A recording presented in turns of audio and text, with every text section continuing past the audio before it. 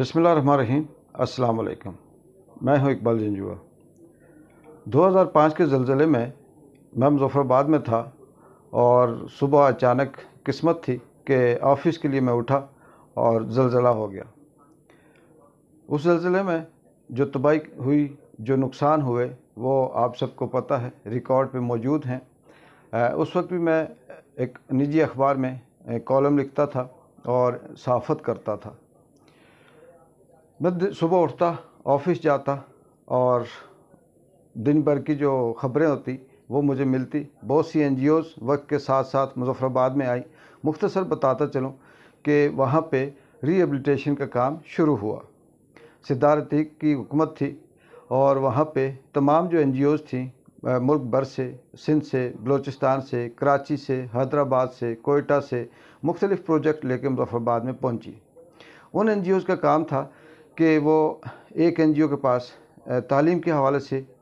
School बनाने की project था और उसका ये था कि हर 10 किलोमीटर के बाद या 2 किलोमीटर के बाद एक स्कूल बनाएंगे। उसका जो ख़र्चा होगा, उसकी जो तनख्वाह होगी, उसके जो टीचर्स होंगे, वो सारे एनजीओज़ अफोर्ड करेगी और उस स्कूल के साथ ही एक फ़र्स्ट एड सेंटर बनाया जाएगा और वहाँ पे जो तिबी इमदाद होती है वो दी जाएगी। ये एक और एनजीओ थी, उसके पास ये प्रोजेक्ट था और उसका भी ये कहना था कि ये सब कुछ हम अपने ख़र्चे से करेंगे और जो मुलाज़िम होंगे इनकी पेमेंट वो करेंगे। इसके साथ एक और एनजीओ थी, उसके पास जो प्रोजेक्ट था वो ये था कि जितने भी वहाँ पे मुतासरीन हैं फैमिलीज़ के हवाले से, उनको एक सिंगल घर बना के दिया जाएगा जिसमें 2 कमरे, किचन, बाथरूम होगा और साथ जो फैमिली है वो आसानी से रह सकेगी और उस घर को भी किसी ऐसी जगह पे होगा जहाँ पे वो इजीली एक्सेस होगा हॉस्पिटल और स्कूल में। और तीसरी जो एनजीओ थी, एक और एनजीओ थी, उसके पास प्रोजेक्ट था कि उसने जितनी भी सड़कें, लिंक रोड्स थी, वो सारी उसने बनानी थी और उनके पास ये था कि जो लिंक रोड्स हैं वो सारी स्कूल के साथ, हॉस्पिटल के साथ और घरों के साथ लिंक की जाएंगी। इनका जो ख़र्चा होगा, जितना भी प्रोजेक्ट है, जो इनका बजट है, वो एनजीओज़ फॉरेन फंडिंग या जो भी उसे आप कह सकते हैं कि उनके पास जो बजट होता है, उस हवाले से उन्होंने ये सारा तय किया हुआ था। हुआ ये कि वहाँ पे रिहेबिलिटेशन का काम शुरू हुआ। शुरू में तेज़ी से कुछ लोगों के घर बने, कुछ फ़र्स्ट एड सेंटर कायम हुए और साथ-साथ कुछ जो स्कूल थे वो भी दोबारा से रीबिल्ड होना शुरू हुए। मगर जैसे ही थोड़े से हालात संभले तो वहाँ जो इमदाद जमा हुई बैरूनी मालिक से, उसमें बहुत सी इमदाद ऐसी थी जो जिसको आर्मी कंट्रोल कर रही थी और बहुत सी ऐसी इमदाद थी जो मौजूदा जो उस वक्त की हुकूमत थी उसके अंडर उसकी एनओसी से वो जारी होती थी। मुझे रिपोर्ट मिलती थी, बहुत सी एनजीओज़ के जो लोग थे वो मेरे पास आते और आके ये बताते कि हमें ये प्रॉब्लम्स हैं, हम ये काम करना चाहते हैं लेकिन मौजूदा हुकूमत जो सरदार अतीक खान उस वक्त हुक्मरान थे, वज़ीर-ए-आज़म थे आज़ाद कश्मीर के, वो नहीं करने दे रहे। उनका कहना ये था कि आप वहाँ पे स्कूल बनाएंगे, वहाँ पे हॉस्पिटल बनाएंगे, वहीं पे सड़क बनाएंगे, वहीं पे घर बनाएंगे जहाँ हम कहेंगे या जितनी इजाज़त हम देंगे, आप अपनी मर्ज़ी से नहीं बना सकते। वो जो एनजीओज़ के लोग थे वो मुझसे सवाल करते कि हम आप लोगों के लिए काम करना चाहते हैं, आपको सहूलत देना चाहते हैं, मगर हैरत की बात है कि आपकी जो मौजूदा हुकूमत है ये हमें अलाउ नहीं कर रही, एनओसी नहीं दे रही और ये कह रही है जी कि जो कहेंगे हम उसी स्कूल को रिपेयर करना, जिस जगह पे हम कहेंगे वहीं पे फ़र्स्ट एड सेंटर बनाना, बाकी जो पैसे हैं वो आप हमें दें, हम खुद इस आवाम को तकसीम करेंगे। इसी तरह जो बाकी कंबल या दीगर जो अशिया खाने पीने की दूसरा तीसरा ये सब आई और वो वहाँ पे डंप की गई। उसमें कंबल भी थे, उसमें टेंट भी थे, उसमें और बेशुमार अद्वियात थी और डॉक्टर भी थे, वो वहाँ पे डंप की गई और डंप होने के बाद कुछ जो खुराक थी वो जब एक्सपायर हो गई तो उन्हें दरिया में गिराया गया लेकिन आवाम को नहीं दिया गया। ये इतलात मुझ तक मुख्तलिफ़ सोर्सेज से पहुँचती रहीं। मैंने इस पर 1, 2, 3, 4 इस तरह से किस्तवार कॉलम लिखे और उसमें सारी ये तफसील लिखी कि यहाँ ये चीज़ आ रही है लेकिन वह आवाम तक नहीं पहुँच रही। इसकी सज़ा के तौर पे मुझे इदारे से भी निकाल दिया गया था और मुझे कुछ इदारों की तरफ से ये धमकी भी थी कि आप ये काम करना छोड़ दें वरना हम आपको सज़ा देंगे। खैर मुख्तसर ये कि वो दौर गुज़रा, रिहेबिलिटेशन क्या हुई, किस तरह से हुई, वो आप सबको पता है और जो इमदाद आनी थी आवाम के लिए, जो सहूलतें होनी थी, जो पुल, दरिया, सड़कें, घर हॉस्पिटल्स या इस तरह से जो चीज़ें बननी थी वो सिर्फ वही बन सकी जहाँ जहाँ हुकूमत ने निशानदेही की। ये एक कहानी है 2005 के ज़लज़ले की, और इसमें आप समझ गए होंगे कि जो तरक्की होनी थी वो नहीं हुई। और इस वक्त उसके बाद भी जो इस वक्त तक कुछ आवाम के पास है, कुछ सड़कें हैं, कुछ टेलीकम्युनिकेशन का जो सिस्टम है, जो बाकी दीगर जो कुछ हॉस्पिटल्स हैं, ये उसी ज़लज़ले के दौर के बने हुए प्रोजेक्ट हैं जो अभी तक चल रहे हैं। एक दौर। दूसरा दौर आप कह सकते हैं कि 2019 में ये जो कोविड आया था, कोविड-19, इसमें कोरोना की वबा पूरे दुनिया में फैली। इसमें खौफ हरास था और बहुत से ऐसे दुनिया के ममालिक थे जो बिल्कुल लॉकडाउन हो गए थे। लोगों का रोज़गार ख़त्म हो गया, खौफ ख़त्म दिलों में आ गया, और इसके साथ बेरोज़गारी भी बढ़ गई, महंगाई भी बढ़ गई। और न सिर्फ पाकिस्तान बल्कि दुनिया भर के बड़े बड़े जो तरक्की याफ्ता ममालिक थे, बहुत से ऐसे मुल्क थे जो बड़े खुशहाल थे, लेकिन वहाँ पे भी कैत और बदहाली का दौर शुरू हुआ और वो मैनेज नहीं कर सके। बहुत से लोगों ने होम एक्सेस ली, घर में बैठ के काम करना शुरू किया, और बहुत से ऐसे इदारे थे जो दिवालिया हो गए या जिन्होंने अपने मुलाजमीन को निकाला। पाकिस्तान में इमरान खान की हुकूमत थी, और ये वाहिद मुल्क था दुनिया में जो गरीब भी था, तरक्की पजीर भी था, जिसे आप कह सकते हैं कि इसके अंदर उस तरह से स्टेबिलिटी भी नहीं थी, हुकूमत भी नहीं थी, तजर्बा भी बिल्कुल नया नया था। लेकिन इमरान खान की जो आप कह सकते हैं कि इनकी जो महारत थी या इनका जो प्लान था, जिसमें इन्होंने जो लॉकडाउन के हवाले से जो पॉलिसीज़ बनाई, कभी स्मार्ट लॉकडाउन, कभी उन एरियाज़ को लॉक किया जहाँ पे ये कोरोना की वबा ज़्यादा फैल रही थी या जहाँ जहाँ ख़तरा था, लेकिन वक्त के साथ साथ वो उस इलाके को या उस एरिया को रिलीज़ भी करते रहे और सहूलत देते रहे, और मुसलसल ये मीडिया में आके बताते रहे कि हम लॉकडाउन को अफोर्ड नहीं कर सकते, और ये इस तरह से हमारे मुल्क में बहुत बेरोज़गारी भी बढ़ जाएगी और लोगों को मसाइल होंगे, क्योंकि उन्हें अपने मुल्क का पता था। उन पर तनकीद होती रही, अपोजिशन या जो उनके मुखालफिन थे वो मुसलसल ये तनकीद करते रहे कि जी मुल्क लॉकडाउन होना चाहिए, लेकिन नहीं हो रहा, इतने मर गए, आज इतने मर गए। लेकिन इमरान खान ने उनकी नहीं सुनी और वो अपनी पॉलिसी और अपनी उस प्लानिंग के तहत चलते रहे। फिर एक वक्त आया कि पूरी दुनिया ने फिर पाकिस्तान की मिसाल दी, और उन्होंने सराहा के कोविड के दौरान पाकिस्तान की जो पॉलिसी थी, उन्होंने जिस हिसाब से इसको मैनेज किया, ये काबिल तारीफ़ है। इसमें इंटरनेशनल मीडिया और बहुत से ऐसे इदारे जो सर्वे करने वाले थे, जो रिपोर्ट बनाने वाले थे, उन्होंने बड़ी पॉजिटिव रिपोर्ट दी। ये आ गई दूसरी रिपोर्ट। बहुत से जो आप कह सकते हैं कि इमरान खान की जो पॉलिसी जो मुतासरीन थे उनको 12,000 रुपये देने का भी ऐलान किया, और इमदाद भी जो फ़ौरन लोग थे पाकिस्तान से बाहर जो थे, इमरान खान ने उनसे अपील की और उन्होंने इमदाद भी की, और मुल्क भर में बग़ैर किसी तफरीक के, चाहे वो सफ़ेद पोश है या गरीब है या जैसे भी है, उसकी एक लिमिट कायम कर दी गई कि इतनी आमदन वाले को इतने पैसे दिए जाएंगे, और मिले लोगों को आईडी कार्ड पे और नादरा के उस रिकॉर्ड के तहत पैसे मिले। और बहुत से ऐसे लोगों को भी वो 12,000 रुपये मिले जिनको मैं खुद ज़ाती तौर पे जानता हूँ, जो वाकई हकदार थे और बिला किसी तफरीक के उन्हें मिल गए। लोगों ने इत्मीनान किया इमरान खान पे, और वो जो पैसा था सबको मिला, कहीं भी किसी किस्म की कोई दो नंबरी नहीं हुई। ये थी दूसरी कहानी। तीसरी कहानी ये है कि इस वक्त 2022 में पूरा मुल्क आप कह सकते हैं कि सिंध से लेके खैबर पख्तूनख्वा तक बारिशों में तूफ़ान की जद में है।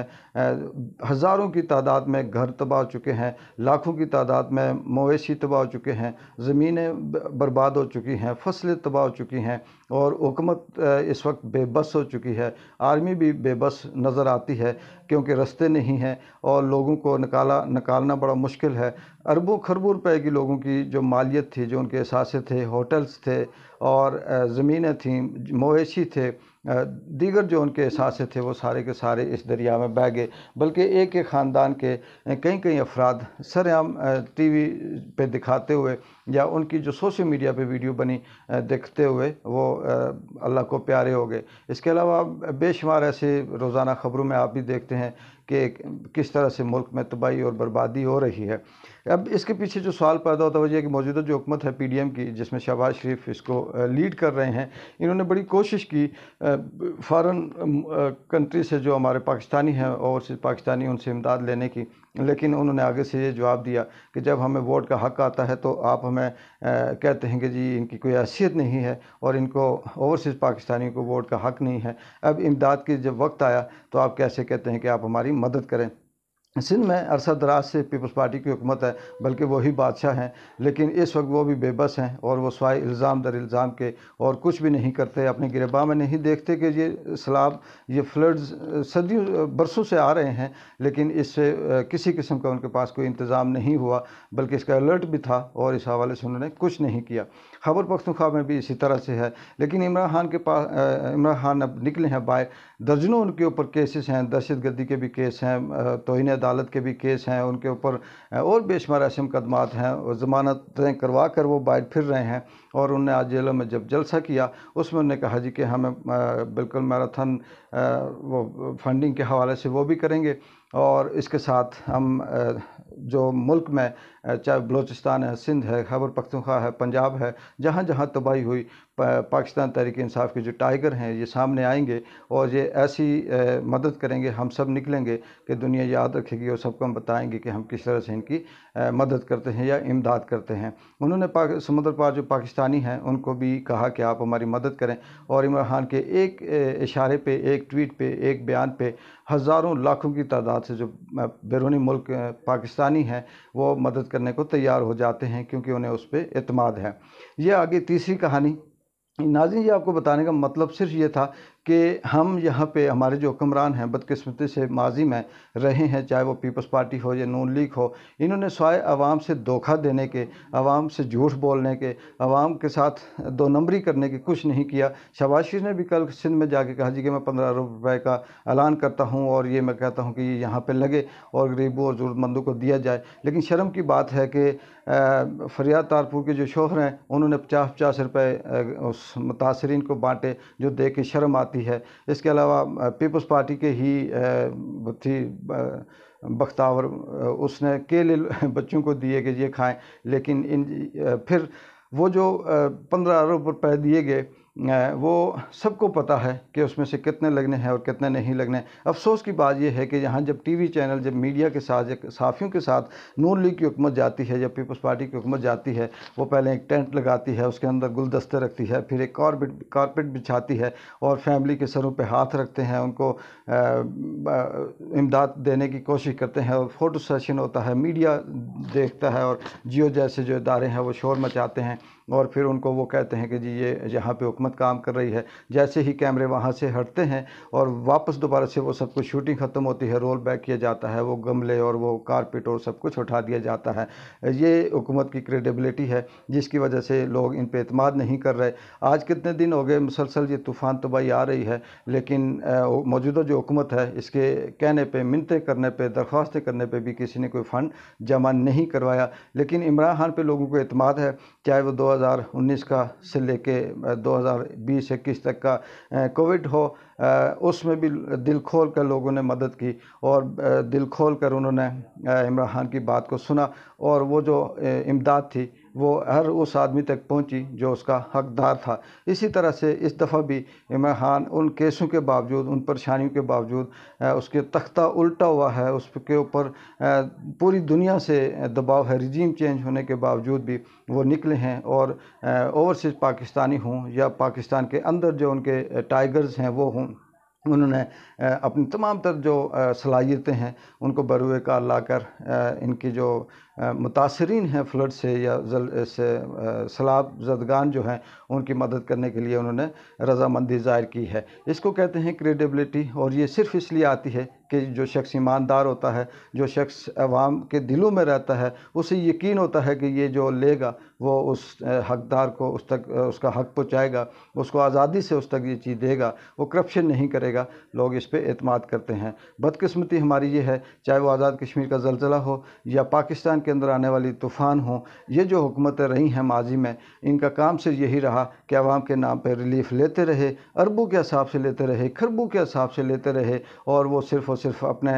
तिजोरियाँ भरते रहे। अगर आप कह सकते हैं कि 100 में से सिर्फ 1 रुपया या आधा रुपया जो है वो आवाम तक पहुँचता रहा, बाकी सब बाँट कर तकसीम करके खाते रहे, और जिसकी वजह ये है कि आज लोग उन पे एतमाद नहीं करते। यही बात है कि जब तक आप अपनी सच्चाई से, दयानतदारी से आवाम के लिए नहीं आते या आवाम की खिदमत नहीं करते, उस वक्त तक आवाम आपसे आप पे एतमाद नहीं करती, और ना वो ये यकीन रख सकती है कि आप कभी उनके काम आएंगे। इमरान खान चाहे वो हुकूमत में हों या ना हों,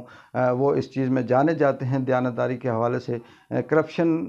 उनका कोई वो नहीं है कि वो करप्शन करें, वो जो काम करते हैं सीधा साफ और दयानतदारी से करते हैं। और मुझे ये भी लगता है कि इस दफ़ा भी ये जो सैलाब आया है, ये जो तूफ़ान आया है, शायद इसके पीछे जो कहानी है कुदरत की वो यही हो कि इमरान खान को एक वो मौका भी दिया जाए सिंध में और बलूचिस्तान में आवाम को वो दिखाने के लिए कि जज्बा इसको कहते हैं, खिदमत इसको कहते हैं, और जो इमरान खान का आने वाले वक्त में इसको काम आए। और मौजूदा हुकूमत का जो रईस कसर थी कुदरत की तरफ से, वो भी वो अब ख़त्म होती हुई नज़र आ रही है। देखते हैं कि आने वाले वक्त में मज़ीद क्या इक़दामात होते हैं, कब तक ये बारिशें रहती हैं, और किस हिसाब ये सैलाब ज़दगान के साथ क्या क्या सलूक होता है। ये हमारी मीडिया हमें अगर दिखाती रही या हम तक खबर सोशल मीडिया से पहुंचती रही, तो हम आपको भी आगाह करते रहेंगे। इकबाल जंजो को इजाज़त दें। अल्लाह हाफ़िज़।